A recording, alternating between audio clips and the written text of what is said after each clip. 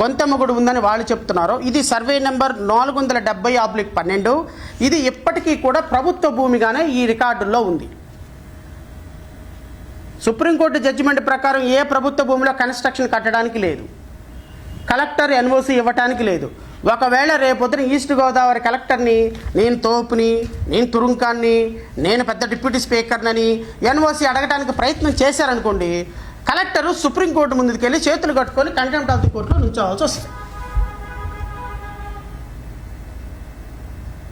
Triple R గారు మీకే collector సుప్రీంకోర్టులో కంటెంప్ట్ ఆఫ్ ది కోర్టులో వెళ్ళి నుంచోవాల్సి వస్తుంది. ఆల్రెడీ కలెక్టర్ ఎన్ఓసి ఇవ్వటానికి లేదు, మున్సిపల్ కమిషనర్ పర్మిషన్ ఇవ్వడానికి లేదని ఆల్రెడీ మున్సిపల్ కమిషనర్కి కలెక్టర్లకి రిప్రజెంటేషన్స్ కూడా వెళ్ళిపోయినాయి. ఒకవేళ కలెక్టర్ ఎన్ఓసి ఇస్తే కలెక్టర్ ఎన్ఓసి సుప్రీంకోర్టులో రేపొద్దున ఛాలెంజ్ చేయడానికి ఆ లోకల్ ప్రజలు సిద్ధంగా ఉన్నారు. కంటెంప్ట్ ఆఫ్ ది కోర్ట్ వేస్తాం, న్యాయస్థానంలో పోరాటం చేస్తాం. అక్కడ గొంతెన్నమ్మ గుడి మాత్రమే కట్టాలి అనేది లోకల్ ప్రజల యొక్క ఆలోచన. లోకల్ ప్రజల యొక్క ఆలోచన ప్రకారం అధికారులు కూడా నిలబడాలి. Because it is a democratic country, people's wish should be respected. ఇది మీరు మైండ్లో పెట్టుకుంటే బాగుంటుంది. లేదు రామాలయం కడతాను, లేకపోతే నేను ఇంకో చర్చి కడతాను, లేకపోతే పడేస్తాను, రాష్ట్రం మొత్తం అల్లకొల్లను సృష్టించాలని సృష్టించండి. అది మీ కూటమి ప్రభుత్వం ఇష్టం. మా వరకు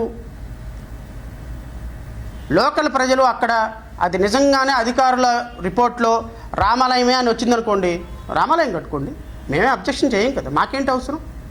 మేము ఉంటాం అక్కడెళ్ళి, మీరుంటారు అక్కడెళ్ళి, ఎవ్వరూ ఉండం. అక్కడ ఉండేది లోకల్ ప్రజలు, దీపం పెట్టాల్సింది లోకల్ ప్రజలు, అక్కడ పూజలు చేయాల్సింది లోకల్ వాళ్ళు, మీరు నేను ఉండం కదా. సో అధికారులు నిజాయితీగా నిష్పక్షపాతంగా కోర్టు మానిటర్డ్ ఎంక్వైరీ ద్వారా ఇక్కడ ఏముంది అనేది ప్రజలు నిర్ణయం చేసుకున్న తర్వాత కట్టాలి తప్ప రఘురామకృష్ణరాజు గారు ఒక కండవ వేసుకొని జై భీమ్ అన్నంత మాత్రాన అక్కడ జై భీమ్ అవ్వదు, జై శ్రీరామ్ అన్నంత మాత్రాన అక్కడ జై శ్రీరామ్ అవ్వదు. అక్కడ మీరు మతాలని కులాలని రెచ్చగొట్టే వ్యవస్థను పక్కన పడేసి నిజాయితీగా అక్కడ ఏం గుడి ఉందనేది అధికారులు లోకల్ ప్రజలు తేల్చుకుంటారు. మీరు కొంతకాలం రాజకీయాలని ఆకువిడి నుంచి పక్కకు జరిపి ఈ ప్రెస్ మీట్లు పెట్టడం ఇవన్నీ పట్టడం మానేస్తే కొంత ఉద్రిక్తలు తగ్గుతాయి. లేదు అనుకోండి, మీరు అక్కడ కట్టాలి ఆందోళనలతోటి వెళ్ళి నా దగ్గర డబ్బులు ఉన్నాయి, బుల్డోజర్లతో నేను పడేస్తాను, నేను ఇష్టం వచ్చింది కడతాను, నాకు ఆల్రెడీ ₹1,00,00,000 వసూలైనవి, లేకపోతే ఇంకో ₹1,00,00,000 నేనే ఖర్చు పెడతాను అన్నాను అనుకోండి, రేపొద్దున లీగల్గా జరగాల్సింది జరుగుద్ది, లోకల్ ప్రజలతో గొడవలు వస్తాయి, ఇది రాష్ట్ర వ్యాప్త ఉద్యమం అవుతుంది. అప్పుడు మీరో మేమో చూసుకోవాల్సిన పరిస్థితి వస్తుంది అని లోకల్ ప్రజలు అంటున్నారు. దానికి మీరు సమాధానం చెప్పండి. మా వరకైతే నేను లోకల్ ప్రజలు మాట్లాడుతున్న విధానానికి లోకల్ ప్రజల యొక్క అభిప్రాయాన్ని గౌరవించమని కోరుతున్నా. నిజంగానే అక్కడ రామాలయం ఉంది, రామాలయం కట్టాలి అనేది లోకల్ ప్రజలు ఇష్టమైతే పూర్తి స్థాయిలో రామాలయం కట్టడానికి మీకు కూడా విరాళం ఇస్తాం, నేను కూడా విరాళం ఇస్తాను. ఎందుకంటే ఈ దేశంలో రాముడు వేరు, జీసస్ వేరు, అల్లా వేరు కాదు. According to the constitution all gods are equal. Because article 25 ప్రకారం ఎవరైనా ఏ మతాన్నైనా స్వేచ్ఛగా పాటించుకునే అవకాశం ఉంది. కాబట్టి ఎవరు ఏ మతాన్ని పూజించినా మీకులాగా బుల్డోజర్లతో వెళ్ళే సంస్కృతి ఉండకూడదు అని భావించేటువంటి పార్టీగా, భావించేటువంటి వ్యక్తిగా నేను రాష్ట్ర ప్రజలకి చెప్పదలుచుకున్నది ఒకటే, ఏ టెంపుల్ ఉండాలి అనేది వాళ్ళు లోకల్లో డిసైడ్ చేసుకుంటారు. మీరు అనవసరమైన పిచ్చి పిచ్చి మాటలు మాట్లాడి లోకల్ ప్రజల్ని, వాళ్ళు క్రిస్టియన్లు, నిన్న పిటిషనర్లు అందులో ఒకళ్ళంట క్రిస్టియన్ పేరు పెట్టుకున్నారంట, అందువల్ల ఆవిడ క్రిస్టియన్ అంట. అంటే క్రిస్టియన్ పేరు పెట్టుకున్న వాళ్ళు వెంకటేశ్వరులు అని పెట్టుకుంటారు పేరు. ఆయన వెంకటేశ్వరులు అని పెట్టుకున్నంత మాత్రాన ఆయన హిందూ అవుతాడా? ఏలియా అని పెట్టుకున్నంత మాత్రాన ఆయన క్రిస్టియన్ అవుతాడా? పేర్లతో మీరు వ్యక్తి యొక్క కులాన్ని తీసేస్తారా? అంటే ఎక్కడికి వెళ్తున్నాము, మనం ఏం ఆలోచిస్తున్నాము? ఇంత గొప్ప పదవులో ఉండి మనం ఆలోచించే విధానం ఇదే. సో కాబట్టి నేను గౌరవనీయులైనటువంటి రఘురామకృష్ణరాజు గారికి చెప్తున్నా, ముందు మీరు డిస్ట్రిక్ట్ కలెక్టర్ దగ్గర నుంచి ఎన్ఓసి తీసుకోండి. మున్సిపల్ కమిషన్ దగ్గర నుంచి పర్మిషన్ తీసుకోండి. లోకల్ ప్రజల యొక్క అభిమతానికి అనుగుణంగా అక్కడ ఏముండాలి అనేది వాళ్ళు కట్టుకుంటారు తప్ప మీరు ప్రెస్ మీట్లోకి వచ్చి పిచ్చి పిచ్చి కామెంట్లు పాస్ చేసి ఒక కులాన్ని ఒక మతాన్ని కామెంట్లు చేస్తూ ఉంటే ఇది ఎక్కడో చోట ఖచ్చితంగా బర్స్ట్ అవుతుంది. అది మీ కూటమి ప్రభుత్వానికి మీ జుట్టుకు చుట్టుకుంటుంది. ఆల్రెడీ ఇప్పటికే కూటమి ప్రభుత్వం జారుడు బండి మీదకి వచ్చేసింది.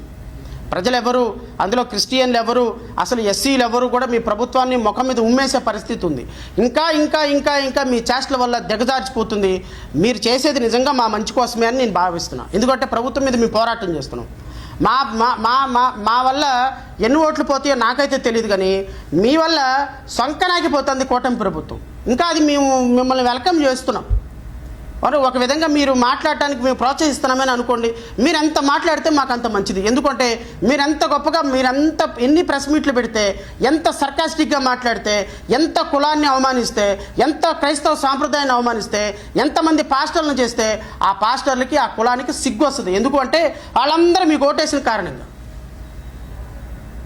ఓటేసి తన్ను తన్నించుకుంటున్న కారణంగా, ఓటేసి సెకండ్ గ్రేడ్ పీపుల్ లాగా అవమానపడుతున్న భాగంగా మీరు చేసే ప్రతి కామెంట్ వాళ్ళ గుండెను తాకుతుంది. ఇది ఖచ్చితంగా మీ కూటమి ప్రభుత్వానికి ఒక దెబ్బ తగులుతుందని అయితే నేను భావిస్తూ నాకు అవకాశం ఇచ్చినటువంటి మీడియా సోదరులకి హృదయపూర్వక నమస్కారాలు తెలియజేసుకుంటూ జై హింద్.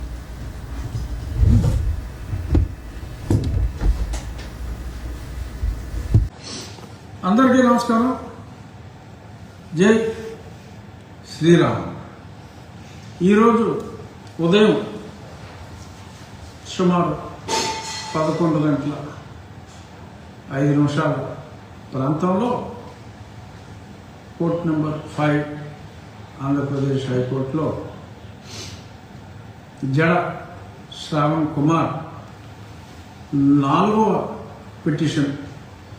సరే, లాస్ట్ టైం కొట్టేయడానికి సిద్ధంగా ఉన్నప్పుడు అమ్మాయి బాబాయ్ విత్డ్రా చేసుకుంటాను అని ఇలా రకరకాల మార్గాల్లో తప్పించుకున్న శ్రావణ్ కుమారుడు మళ్ళీ ఛాలెంజ్ చేసి అధికారులను నుంచోబెడతాను, రోడ్డు మీద నుంచోబెడతాను, అంతు తేలుస్తాను అని పిచ్చి పిచ్చి పిచ్చి పిచ్చి వాగుడు వాగి మళ్ళీ మరొక పిటిషన్ వేసి కొట్టారండి. చాలా స్పష్టంగా విస్పష్టంగా ఎటువంటి అవకాశం లేకుండా ఈరోజు అతని పిటిషన్ని కొట్టివేయటం జరిగింది. సరే, మళ్ళీ యథాప్రకారం అతను ఏమన్నా మరలా స్టే విధించారని చెప్పి పిచ్చి పిచ్చి బాబులు వాగి అది మళ్ళీ ఆ సాక్షుడు వేసుకుంటే సరే అదేమవుతుందో నేను చెప్పలేను, కానీ కొట్టేశారు. The petition filed by Jada Shravan Kumar got dismissed. 3 సార్లు పోయిన తర్వాత కూడా మరలా 4వసారి ముందు అనుమతులు లేకుండా కట్టకూడదన్నారు. అనుమతులు వచ్చిన తర్వాత అనుమతులు ఇవ్వటం తప్పు, ఆ స్థలంలోనే కట్టకూడదు, అది కొట్టేశారు. మళ్ళీ వెళ్ళాడు, అదే పాయింట్, మళ్ళీ కొట్టేశారు. ఇప్పుడు 4వసారి అనుమతి ఇచ్చిన వాళ్ళ మీద అనుమతులు రద్దు చేసి చర్యలు తీసుకోవాలన్నట్టుగా మళ్ళీ మరొక పిటిషన్ వేస్తాయి. దాన్ని మళ్ళీ కొట్టివేయటం జరిగింది. డర్రమోహం వేసుకుని బయటిపోయాడు. ఎందుకంటే ఇంత అన్పార్లమెంటరీగా మాట్లాడలేము, కానీ తప్పదు. అంటే ఒక మత విద్వేషంతో, హిందూ దేవుళ్ళంటే ఒక రకమైన ద్వేషభావంతో మరి అతని వెనక మరికొందరు నీలి కుమారులు కలిసి మత విద్వేషంతో చేస్తున్న ఈ చర్య, రామాలయం స్థానే మరొక రామాలయాన్ని పునర్నిర్మించుకుంటాం, అది శిథిలమైందంటే కూడా ఏమాత్రం వెనక్కి తగ్గకుండా ఇన్నిసార్లు దాడి చేయటం అనేది నిజంగా అది సహించలేని విషయం. ఎట్టి పరిస్థితుల్లోనూ ఇది సహించేది లేదు.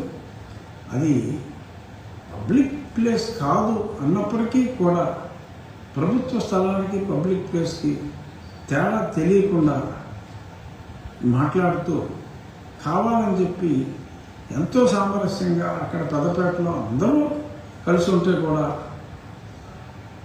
ఇతను కావాలని చెప్పి చిచ్చు పెట్టే విధంగా మరికొందరు నీలి కుమారుల ప్రమేయంతో ఇలా చేయటం అనేది చాలా తప్పు. ఏదేమైనా జడ శ్రావణ్ కుమార్ ఆశయం ఒకవేళ పబ్లిక్ ప్లేస్లో ఎటువంటి ప్లేస్ ఆఫ్ వర్షిప్ ఉండకూడదు అనుకుంటే ఖచ్చితంగా నేను జడ శ్రావణ్ కుమార్ ఆశయాలకు అనుగుణంగా మరి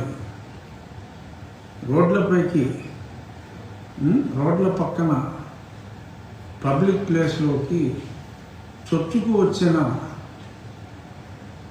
చర్చిలు కానీ దేవాలయాలు కానీ ఏదైనప్పటికీ కూడా ఎక్కువగా చర్చిలు ఉన్నట్టున్నా అతని ఆశయాలకు అనుగుణంగా కూడా నేను పనిచేయాలి అనుకుంటున్నాను.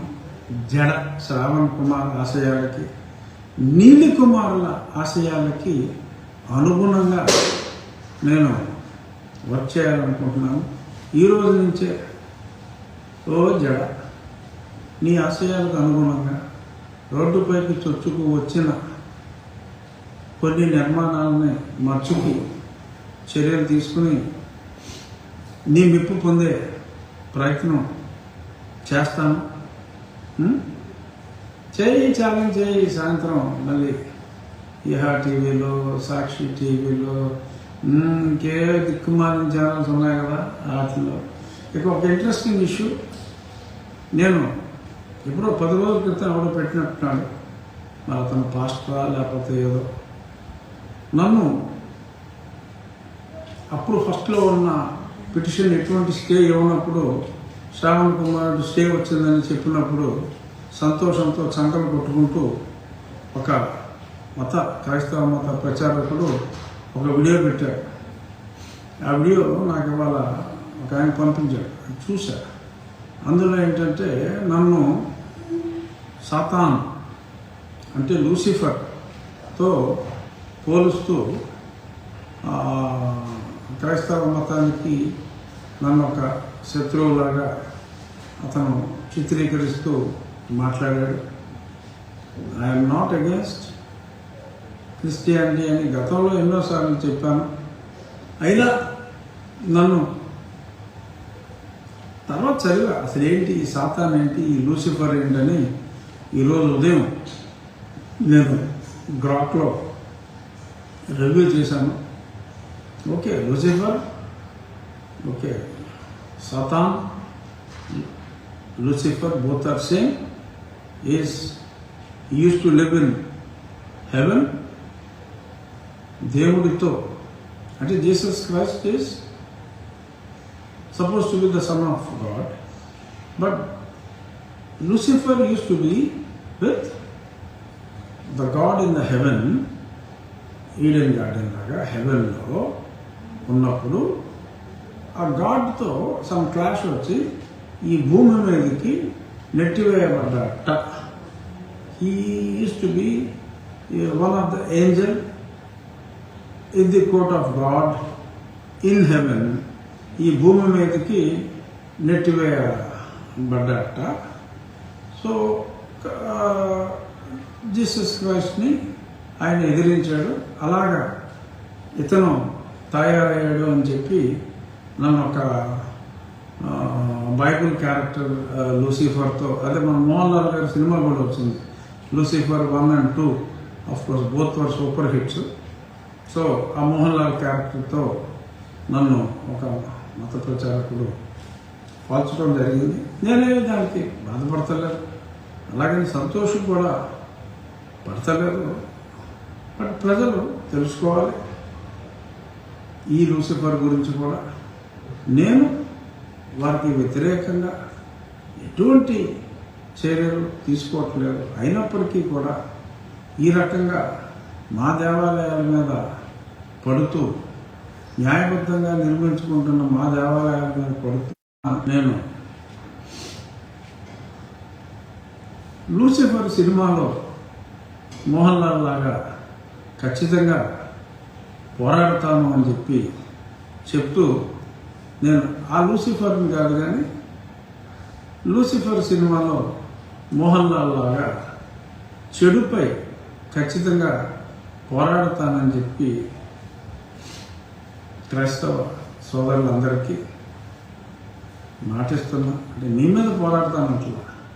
తప్పు ఎక్కడుంటే అక్కడ డెఫినెట్గా, అంటే మా మతం మీద విద్వేషం చూపిస్తున్న కొందరిపైన అందరూ కలిసి ఉన్నాం, అన్ని మతాలని గౌరవిద్దాం. అలా కాకుండా మా మతం మీద మీరు విద్వేషం ప్రదర్శిస్తే గతంలో లాగా మీకేదో పెద్ద పవర్స్ ఉన్నాయి, మీకేదో పెద్ద కేసులు పెట్టేస్తే మేము చేతులు ముడుచు కూర్చోవాలి అని కూర్చోకుండా మీ సమాధుల విషయాలు తవ్వుతాం, మీ చర్చ రికార్డు బయటికి తీస్తాం. నీలి కుమారుల మాటలు నమ్మి మోసపోవద్దని మరొక్కసారి చెప్తూ కలిసిమెలిసి ఉందాం, గొడవలు లేకుండా ఉందాం అన్న నా ఆహ్వానాన్ని మన్నిస్తారో, నీలి కుమారుల మాటలు విని నగుబాటు పాలవుతారో మీ ఇష్టం. Choices yours. మా ఆలయ నిర్మాణం శ్రీరామ భక్తుల అండదండలతో నిరభ్యంతరంగా జరుగుతుంది అని చెప్పి మరొక్కసారి తెలియచేస్తూ అంతిమంగా రామభక్తులదే విజయం. ఇది రామరాజ్యం. రామరాజ్యంలో శ్రీరామ భక్తులదే విజయం. నిన్ననే ఎన్నికల్లో కూడా అది చాలా స్పష్టంగా ప్రూవ్ అయింది. రానున్నది, ఉన్నది, రానున్నది కూడా చక్కటి అరమరికలు లేని రాజ్యం అని తెలియజేస్తూ, thank you Shravan for your relentless effort in making all of us unite. అందరినీ 80% మంది ప్రజల్ని ఒక్కటి చేసిన ఆ నలుగురు నీలి కుమారులకు, వారిని సపోర్ట్ చేస్తున్న సాక్షి ఛానల్ వాళ్ళకి మరొక్కసారి ఎలా చేసిన వారందరికీ నా ధన్యవాదాలు తెలియజేస్తూ